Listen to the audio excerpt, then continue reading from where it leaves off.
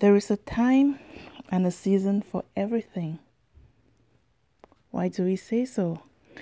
We say so because the Bible tells us in Ecclesiastes chapter 3 verse 1 that there is a time for everything and a season for every activity under the heavens.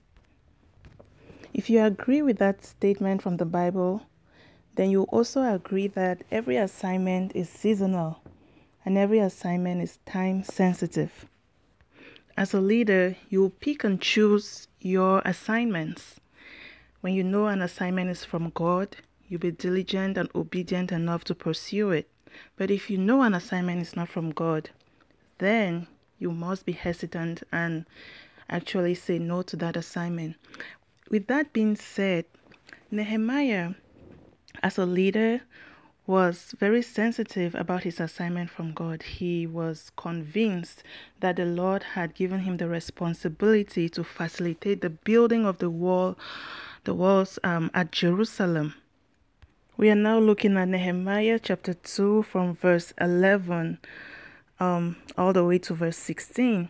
Nehemiah has just arrived at Jerusalem and he set aside 3 days. After 3 days, he went out to do an assessment of the work that had to be done at Jerusalem.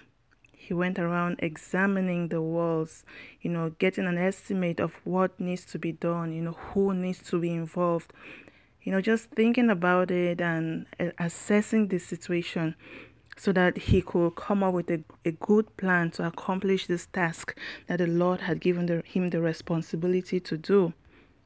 But what can we learn from this attitude or this aspect of Nehemiah's actions?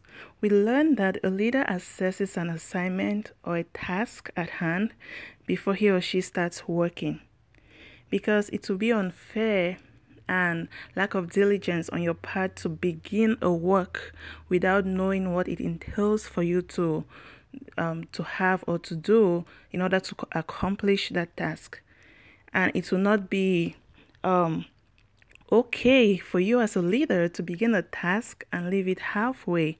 It is always important that when you set your hand and your mind to do something, you accomplish it, thereby being an example to the people around you.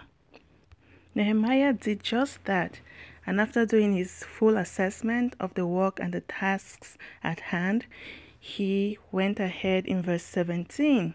The Bible tells us that, "Then I said to them, you see the trouble we are in. Jerusalem lies in ruins, and its gates have been burned with fire. Come, let us rebuild the wall of Jerusalem, and we will no longer be in disgrace." Amen.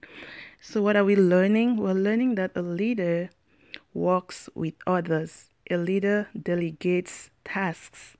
Amen. It says, "Come, let us rebuild the wall of Jerusalem, and we will no longer be in disgrace." This also tells us something else. Nehemiah acknowledged the fact that this task could not be completed by one person alone. It needed the help and the contributions of the people around. Are you the leader who feels like your assignment doesn't require external help? Are you that leader who feels insecure when you incorporate the help of others? I encourage you this day to be confident about what you're able to do, and for the things that require delegation, I ask you to delegate them. However, delegate these tasks to people who are trustworthy, people who are diligent about their work, because you do not want to start an assignment and not complete it. Amen.